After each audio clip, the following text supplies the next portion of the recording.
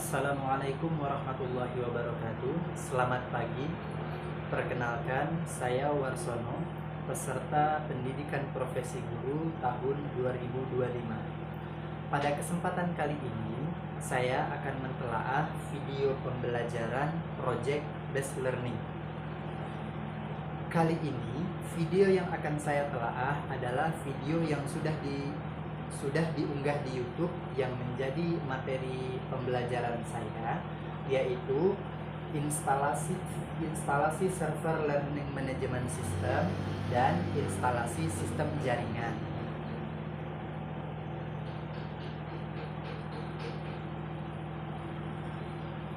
Oke. Project based learning itu apa sih? Project based learning adalah pembelajaran peserta didik melalui pembuatan proyek yang nyata.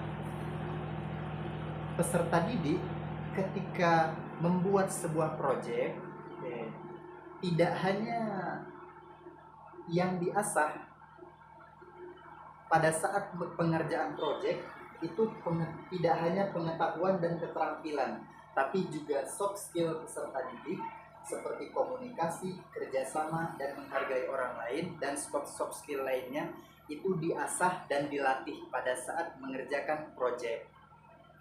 Selain itu, pengetahuan dan keterampilan juga diasah pada saat mengerjakan proyek.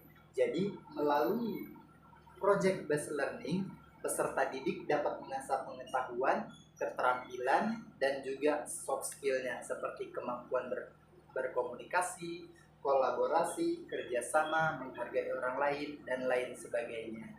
Jadi, dalam satu model pembelajaran, membuat proyek, pengetahuannya terasah, keterampilannya terasah, dan soft skillnya juga terasah.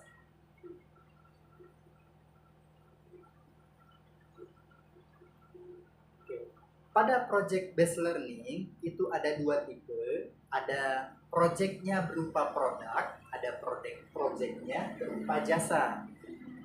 Project yang berupa produk itu hasil akhirnya berupa produk, ada bentuknya. Nah, kalau project yang berupa jasa itu berupa layanan atau jasa. Oke. Nah, pada video pembelajaran yang menjadi materi saya itu adalah project jasa.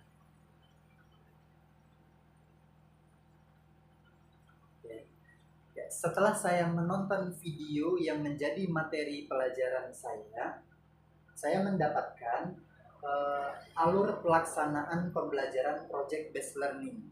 Nah, setelah saya teliti dan analisis videonya, ini langkah-langkah dalam melakukan project based learning.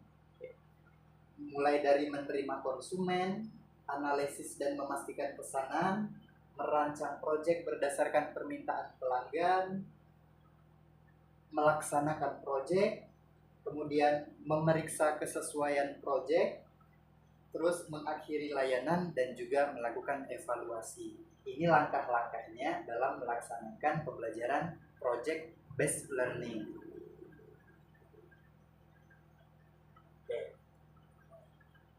Menerima konsumen yang membutuhkan pelayanan jasa. Di dalam menerima konsumen itu yang diasah adalah skill komunikasi, kepercayaan diri, dan juga bagaimana cara menghargai orang lain. Nah, soft skill ini dilatih dan diasah ketika menerima konsumen yang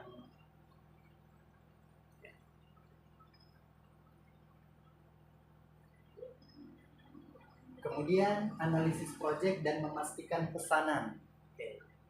Nah, ketika proyeknya sudah diterima proyeknya, kemudian proyeknya sampai kepada kita, kemudian dianalisis. Dibahas secara berkelompok. Nah, kita bisa melatih serta didik komunikasinya, percaya dirinya, berkolaborasi, kerjasama, dan menghargai sesama teman yang ada di dalam kelompok diskusi. Merancang proyek berdasarkan permintaan pelanggan. Oke, Kalau tadi kita lihat, tadi batas komunikasi, percaya diri, menghargai orang lain, kolaborasi, dan bekerja sama. Ketika merancang proyek, nah sudah masuk ke pengetahuannya, karena tidak mungkin peserta didik bisa merancang sebuah proyek tanpa memiliki pengetahuannya. Artinya pengetahuannya diasah di sini. Oke. Kemudian setelah pengetahuan, dalam melaksanakan proyek, yang atas tetap pengetahuan dia ditambah lagi. Ketika melaksanakan proyek, keterampilannya terasah. Jadi praktek peserta didik benar-benar mempraktekkan rencana dan pengetahuan yang sudah dipelajari. Rencana yang sudah direncanakan, pengetahuan yang sudah dipelajari benar-benar dipraktekkan untuk membuat proyek.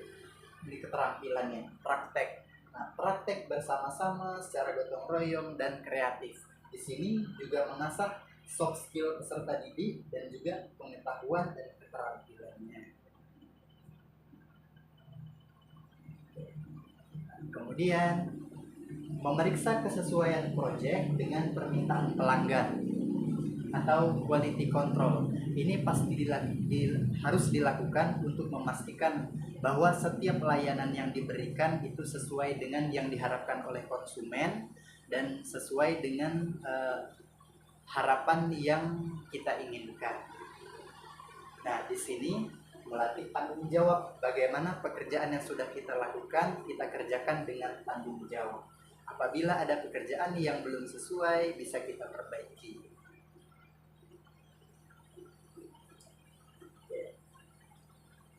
Oke. Kemudian mengakhiri layanan dengan menjalin kemitraan dengan customer. Pastinya setelah kita melaksanakan sebuah proyeknya sudah selesai, sudah diterima oleh konsumen, kita harus menjalin hubungan yang baik dengan konsumen.